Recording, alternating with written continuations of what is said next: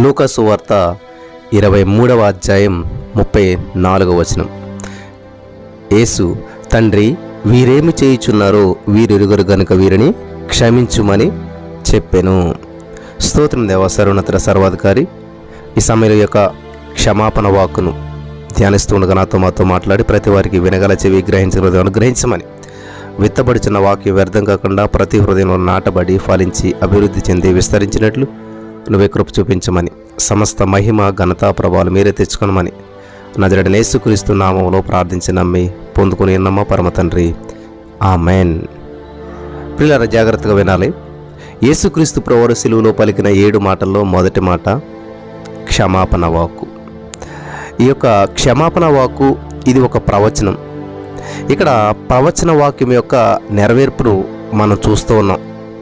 మీరు జాగ్రత్తగా గమనించినట్లయితే ప్రియులారా, ఈ యొక్క అద్భుతమైనటువంటి మరి యేసుక్రీస్తు ప్రభువు సిలువేసినటువంటిది ఒక శుభ శుక్రవారం అంటాం, మనం గుడ్ ఫ్రైడే అంటాం. ఆ అద్భుతమైనటువంటి దినాన సంభవింపనైనటువంటి ప్రతి సంభవాన్ని కూడా మరి దేవుడు ఏదో అన్ఎక్స్పెక్టెడ్గా జరిగిపోయింది కాదు, అది దేవుడు ముందుగానే తెలియపరిచాడు. ఆనాటి పరిస్థితులను పరిశుద్ధాత్మ దేవుడు ఎంతో అద్భుతమైనటువంటి విధంగా ముందుగానే వర్ణించాడు. వాటన్నిటిలో కూడా రక్షకుడు తిరుగుబాటు చేసిన వాటిని గురించి, మరి ఆ తిరుగుబాటు చేసినటువంటి వారు ఎవరైతే ఉంటారో వాళ్ళని గురించి విజ్ఞాపన చేస్తూ ఉన్నాడు కదా. ఆ విజ్ఞాపన చేయటం అయినటువంటిది ఒకటనమాట. యెషయా గ్రంథం 53వ అధ్యాయం 12వ వచనంలో మనం చూడొచ్చు, తిరుగుబాటు చేసిన వారిని గురించి విజ్ఞాపన చేస్తూ ఉన్నాడు దేవుడు. అలాగే ఈ యొక్క విజ్ఞాపనం చేయుట అనేటువంటిది ప్రస్తుతము దేవుని కుడి చేతి వైపున కూర్చొని ఆయన చేస్తున్నటువంటి విజ్ఞాపన ప్రార్థన కాదు. యేసుప్రభువు ఇప్పుడు కూడా విజ్ఞాపన ప్రార్థన చేస్తున్నాడు. కానీ యెషయా గ్రంథం 53వ అధ్యాయం 12వ వచనం ప్రకారం మరి తిరుగుబాటు చేసిన వారిని గురించి విజ్ఞాపన చేశాడు కదా దేవుడు. ఆ విజ్ఞాపన ఈ విజ్ఞాపన ఒకటి కాదు. హెబ్రీయులకు రాసిన పత్రిక 7వ అధ్యాయం 25వ వచనం మనం చూసినట్లయితే, ఈయన తన ద్వారా దేవుని యొద్దకు వచ్చి వారి పక్షమున విజ్ఞాపన చేయుటకు నిరంతరము జీవించుచున్నాడు గనుక వారిని సంపూర్ణంగా రక్షించుటకు శక్తిమంతుడై ఉన్నాడు. ఇది వాస్తవం అయినప్పటికీ కానీ అది తన యందు విశ్వాసం ఉంచిన వారి కోసం ఆయన చేసే విజ్ఞాపన ప్రార్థన. ఇది క్రొత్త నిబంధనలో. మరి పాత నిబంధనలో దేవుడు యెషయా గ్రంథం 53వ అధ్యాయం 12వ వచనంలో చెప్పబడినటువంటి విజ్ఞాపన ప్రార్థన ఆయన శిలువుపై చేసినటువంటి విజ్ఞాపన ప్రార్థనకు సంబంధించినటువంటిది. గమనించాలి, పాత నిబంధనలో చేసిందేమో యేసుక్రీస్తు ప్రభువారు శిలువుపై చేసినటువంటి విజ్ఞాపన ప్రార్థనకు సంబంధించింది. క్రొత్త నిబంధనలో చేసిన విజ్ఞాపన ప్రార్థన ఏమో మరి ఎవరైతే విశ్వాసం ఉంచారో, తన యందు విశ్వాసం ఉంచిన వారి కోసం ఆయన చేసేటువంటిది అన్నమాట.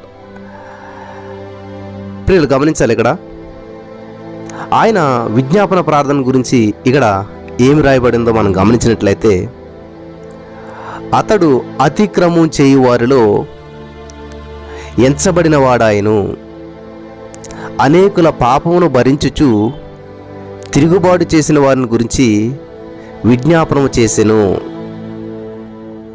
గమనించాలి ప్రియులారా, తన యొక్క శత్రువుల కొరకు యేసుక్రీస్తు ప్రభువారు విజ్ఞాపన చేయటం అనేటువంటిది యెషయా గ్రంథం 53వ అధ్యాయంలో మనకు కనిపించేటువంటి ఒక అద్భుతమైనటువంటి ఒక ప్రవచనాంశం అన్నమాట. అది పాత నిబంధనల విజ్ఞాపనకి కొత్త నిబంధనల విజ్ఞాపనకి చాలా తేడా ఉంది. అక్కడేమో శత్రువుల కొరకు యేసుక్రీస్తు ప్రభువారు విజ్ఞాపన చేస్తూ ఉన్నట్లయితే, కొత్త నిబంధనలోకి వచ్చేసరికి యేసుక్రీస్తు ప్రభువారు చేసేటువంటి విజ్ఞాపన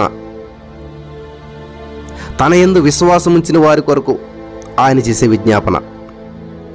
ఈ 2 విజ్ఞాపనలకి చాలా తేడా ఉందని మీరు గమనించాలని చెప్పి ప్రభు పేరట మన చేస్తూ ఉన్నాను. హల్లెలూయా. ఇక్కడ యేసుక్రీస్తు ప్రభువారు మరి అనుభవించినటువంటి ఆ శ్రమ అనుభవాలకు సంబంధించినటువంటి దాదాపు 10 అంశాలు ఈ యొక్క మరి అధ్యాయం మనకు చెబుతుంది. నెంబర్ 1, ఆయన మనుషుల వలన తృణీకరించబడి విసర్జించబడాలి. నెంబర్ 2, ఆయన వ్యసనాక్రాంతుడుగాను వ్యాధిని అనుభవించేటువంటి వాడుగాను కావాలి. నెంబర్ 3, ఆయన గాయపరచబడాలి, నలగొట్టబడాలి, శిక్షించబడాలి. నెంబర్ 4, ఆయన ఏ మాత్రం కూడా ఎదిరించకుండా వదకు. నెంబర్ 5, ఆయన శత్రువుల ఎదుట నోరు తెరవకుండా మౌనంగా నిలబడాలి. వింటున్నారా? నెంబర్ 6, ఆయన మానవుల చేతుల్లోనే కాకుండా దేవుని చేతుల్లో కూడా నలగొట్టబడాలి. నెంబర్ 7, మరణము నొందినట్లు ఆయన తన ప్రాణాన్ని దారబోయాలి. నెంబర్ 8, ఆయన అతిక్రమం చేయువారిలో ఎంచబడాలి. నెంబర్ 9, ఆయన తిరుగుబాటు చేసిన వారిని గురించి విజ్ఞాపన చేయాలి. నెంబర్ 10, ధనవంతుని సమాధిలో ఆయన సమాధి చేయబడాలి. గమనించాలి. ఈ యొక్క 10 విషయాలు ఏంటి అని మనం గమనించినట్లయితే ప్రియులారా, ఈ యెషయా గ్రంథం 53వ అధ్యాయంలో మనం చూసినట్లయితే ఈ 10 అంశాలు కూడా మనకి యేసుక్రీస్తు ప్రభువు యొక్క శ్రమానుభవాలకు సంబంధించినటువంటి విషయాలు మాట. ఈ 10 అంశాలు కూడా చాలా జాగ్రత్తగా వినాలి.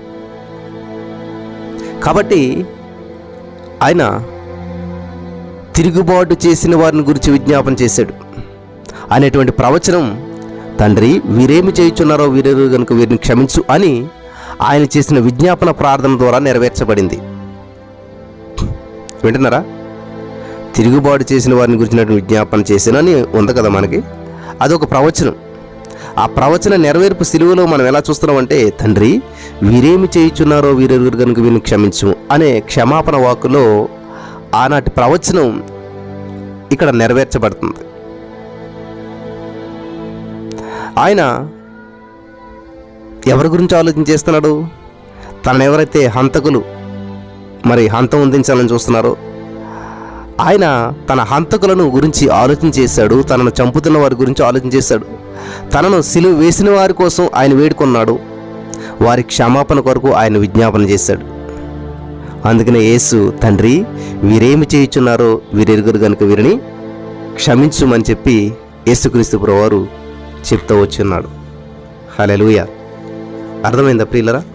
ఇది చాలా అద్భుతమైనటువంటి ఇక్కడ విషయం మనం చూస్తూ వచ్చి ఉన్నాం.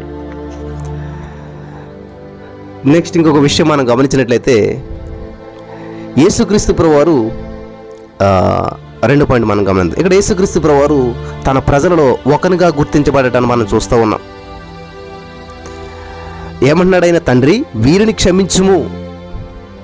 ఇక్కడ మునుపెన్నట కూడా యేసుక్రీస్తు ప్రభువారు తండ్రికి ఇలాగా విన్నపించలేదు. ఎప్పుడు కూడా తండ్రి ఇతరులను క్షమించే విషయంలో ఆయన మునుపెన్నట కూడా జోక్యం చేసుకోలేదు. గమనించాలి. తండ్రి వీరిని క్షమించమని ఎప్పుడు చేయలేదు యేసు ప్రభువారు ప్రార్థన. ఇదే మొట్టమొదటిసారిగా. ఎందుకంటే క్షమించే బాధ్యతను ఎప్పుడు కూడా తండ్రి తీసుకోలేదు, జోక్యం చేసుకోలేదు. ఇంతకు మునుపు యేసుక్రీస్తు ప్రభువారే స్వయంగా వారందరినీ క్షమించాడు. నీ పాపం క్షమించబడి ఉన్నాయి, లేచి పరిపెత్తుకుని దేవుడే క్షమించాడు, యేసు ప్రభువారే క్షమించాడు. ఎందుకని ఈసారి తండ్రిని క్షమించమంటున్నాడు అనేటువంటి ఒక ఆలోచన మనం చేసినట్లయితే ఇది ఒక అద్భుతమైనటువంటి అంశంగా మనం గమనించాలి ప్రియులారా. వింటున్నారా? చూడండి, ఇక్కడ దేవుడు తండ్రి వీరిని క్షమించు అంటారు. ఎందుకని మునుపు ఎప్పుడు కూడా ఇలాగ అడగలేదు తండ్రిని దేవుడు, యేసు ప్రభువారు. ఈసారి మాత్రం తండ్రిని అడుగుతున్నాడు, తండ్రి నువ్వే క్షమించాలి వీళ్ళని. కానీ ఇంతకుముందు ఆయన క్షమించిన ఆయన ఇప్పుడు ఎందుకని తండ్రిని వేడుకుంటున్నాడు? ఒకసారి మనకి గమనించినట్లయితే ప్రజలు ఆ పక్షవాయుతో మంచం బట్టి ఉన్నటువంటి ఒక ఆయన ఎద్దకు తీసుకుని వచ్చినప్పుడు యేసుక్రీస్తు ప్రభువారు వారిని ఏమంటాడు? వాళ్ళ యొక్క విశ్వాసం చూసి, ఎవరు? వాళ్ళ ఫ్రెండ్స్ యొక్క విశ్వాసాన్ని చూసి, కుమారుడా ధైర్యంగా ఉంటూ నీ పాపం క్షమించబడి ఉన్నాయి అని చెప్పి పక్షవాయు గారు వారితో చెప్పాడు. మత్తయి సువార్త 9వ అధ్యాయం 2వ వచనంలో మనం చదువుకోవచ్చు ఆ విషయం. మత్తయి సువార్త 9వ అధ్యాయం 2వ వచనంలో యేసుక్రీస్తు ప్రభువారు పాపి యొక్క పాపాలను క్షమించినటువంటి ఆయన యేసుక్రీస్తు ప్రభువారు సిలువ వేయబడినటువంటి సమయంలో ఆయన పాపాలను క్షమించకుండా తండ్రి వీళ్ళు ఏం చేస్తున్నారు, వీళ్ళకి తెలియదు, వీళ్ళని క్షమిస్తున్నారు అంటలేదు. ఆయన ఏమన్నాడు? తండ్రి వీళ్ళని క్షమించు అంటూ ఉన్నాడు. మరి యేసుక్రీస్తు ప్రభువారే క్షమించాలి కదా. కానీ తండ్రికి చెప్తున్నాడు, తండ్రి వీళ్ళు ఏం చేస్తున్నారు వీళ్ళకి తెలియదు, క్షమించమని. ఎందుకని? అలాగే ఇంకో విషయం చూద్దాం మనం. లోకాసు వార్త 7:48లో అక్కడ ఒక సంఘటన జరుగుతుంది. సీమోను గారింట కన్నీటితో తన పాదాలు కడిగినటువంటి స్త్రీతో కూడా దేవుడు ఏమంటాడు, నీ పాపములు క్షమించబడి ఉన్నవి అని యేసుక్రీస్తు ప్రభువు పలికాడు లోకా 7:48. కానీ ఈ సందర్భాలన్నీ చూసిన మనం శిలువ మీదకి వచ్చేసరికి ఇప్పుడు వారిని తానే స్వయంగా క్షమించడానికి బదులుగా తండ్రి వీరిని క్షమించని చెప్పి మరి ఎందుకని ప్రార్థన చేస్తున్నాడు యేసుక్రీస్తు ప్రభువారు? మనందరికీ డౌట్ రావచ్చు. ఇది గమనించాలి. అర్థమవుతుంది అందరికీ కూడా. పాపాలను క్షమించడం అనేటువంటిది ఒక దైవికమైనటువంటి హక్కు. పాపములు క్షమించడం అనేటువంటిది ఒక దైవికమైనటువంటి హక్కు. మార్కు సువార్త 2:7 చూసినట్లయితే, ఇతడు ఇట్లెందుకు చెప్పుచున్నాడు, దేవదోషణ చేయుచున్నాడు కదా, దేవుడెక్కడే తప్ప పాపను క్షమించగలవాడెవడు అని మార్కు సువార్త 2:7 శాస్త్రులంతా కూడా ఆయన ప్రశ్నించడం మనం చూస్తూ ఉన్నాం. ఏంటి ఈయన పాపాలు క్షమించాలంటే దేవుడు కదా పాపాలు క్షమించేవాడు, ఈయన మనిషే కదా అన్నట్టు యేసుక్రీస్తు ప్రభువారిని ఆలనాడు శాస్త్రులంతా కూడా ప్రశ్నించారు.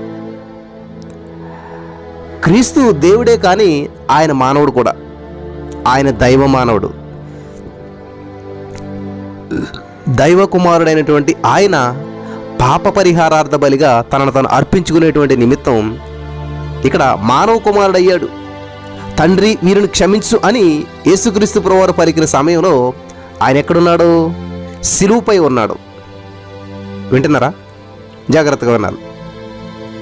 శిలువపై ఉన్నాడు అంటే ఇప్పుడు ఏం చేస్తున్నాడు ఆయన? శిలువ దేనికి సాదృశ్యం? పాపానికి, శాపానికి సాదృశ్యం. ఆయన శిలువపై ఎందుకు వెళ్ళాడు? పాపం చేశాడా? లేదు. శాపం అనిపిస్తున్నాడా? ఆయనకి ఏమైనా ఉన్నదా?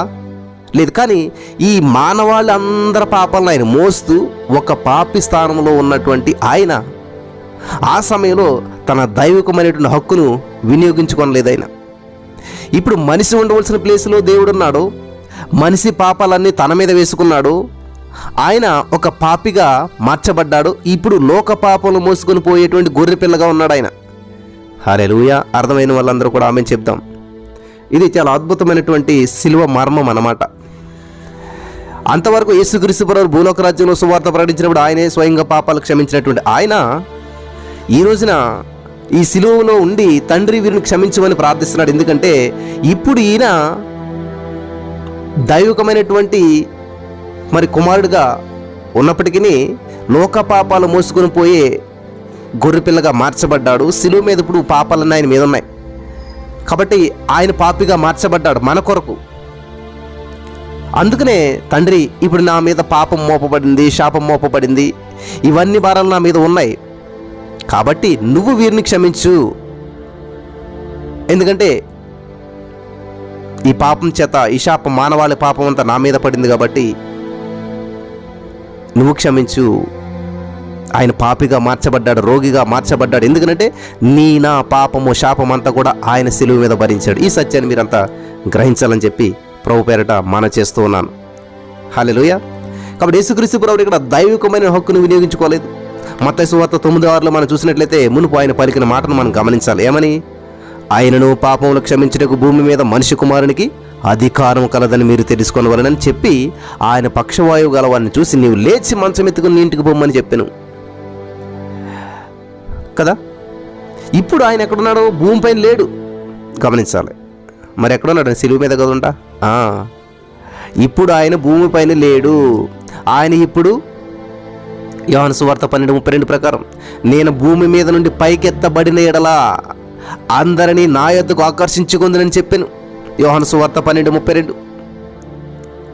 ఈ యొక్క మర్మాన్ని గ్రహించాలి. ఆ సమయంలో ఆయన మనకు బదులుగా శిలువపై ఉన్నాడు. అనీతిమంతులమైనటువంటి మనకు ప్రతినిధిగా నీతిమంతులైనటువంటి ఆయన శిలువలో వేలాడుతూ ఉన్నాడు.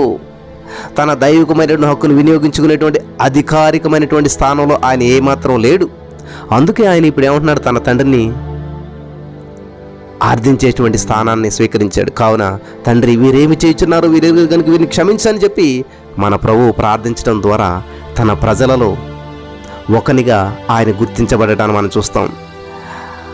మనం పాపులమే, ఆయన కూడా ఒక పాపిగా మన పక్షాన మనలో ఒకటిగా అయిపోయాడు. ఆయన ఆ సమయంలో పాపాలను క్షమించే అధికారం, హక్కు ఆయన తాత్కాలికంగా కోల్పోయినటువంటి మరి ప్రభు పాపుల కొరకు ప్రార్థిస్తున్నాడు. పాపుల కొరకు మనం ప్రార్థించే స్థానాన్ని మనకు బదులుగా ఆ సమయంలో ఆయన స్వీకరించాడు. వింటున్నారా? పాపుల కొరకు ప్రార్థించేటువంటి స్థానాన్ని, పాపులమైన మనం దేవుడిని వేడుకోవాల్సినటువంటి స్థానాన్ని మనకు బదులుగా ఆ సమయంలో ఆయన స్వీకరించాడు. యేసుప్రభువు అన్నాడు, తండ్రి వీరేమి చేయుచున్నారు, వీరెరుగరు గనుక వీరిని క్షమించు. కాబట్టి ఈరోజు ఈ రెండు సత్యాలు మీరు గ్రహించారని చెప్పి నేను నమ్ముతున్నాను. నెంబర్ 1, యేసుక్రీస్తు ప్రభువారు సిలువలో తండ్రి వీరేమి చేయుచున్నారో వీరెరుగరు వీరిని క్షమించని తండ్రిని వేడుకుంటున్నాడు. అంతవరకు క్షమించిన ఆయన భూమి మీద లేడు, ఇప్పుడు ఆయన సిలువలో ఉన్నాడు. కాబట్టి పాపాలు క్షమించే ఆ దైవికమైన హక్కును ఆయన వినియోగించుకోకుండా తండ్రికి అప్పచెప్తూ ఉన్నాడు. దేవునికి స్తోత్రం కలుగును గాక. అలాగే ఇక్కడ ప్రవచనం నెరవేర్చబడుతుంది. ఇక్కడ యేసుక్రీస్తు ప్రభువారు చేసినటువంటి విజ్ఞాపన ప్రార్థన, పాత నిబంధనలో చేసిన విజ్ఞాపన ప్రార్థనేమో పిల్లరా ఆ యొక్క పాపను క్షమించమని చేస్తే, కొత్త నిబంధనలో తన యందు విశ్వాసం ఉంచిన వారిని పరలోక రాజ్యం చేర్చుకోవడానికి అక్కడ చేస్తున్నటువంటి ప్రస్తుత విజ్ఞాపన ప్రార్థన. ఈ రెండు విజ్ఞాపన ప్రార్థనలు మనం గమనించాలి. అలాగే ఇప్పుడు మరి యేసుక్రీస్తు ప్రభువారు సిలువలో ఇతరుల పాపను క్షమించడానికి తండ్రిని వేడుకుంటున్నాడు. కారణం ఏంటంటే ఆయన పాపిగా మన నిమిత్తం మరి ఆయన పాపాలని భరించాడు కాబట్టి, పాపిగా ఉన్నాడు కాబట్టి. ఈ యొక్క సత్యాన్ని గ్రహించడానికి పరిశుద్ధాత్మ దేవుడు మనందరికీ సహాయం చేసి నడిపించును గాక. ఆమేన్.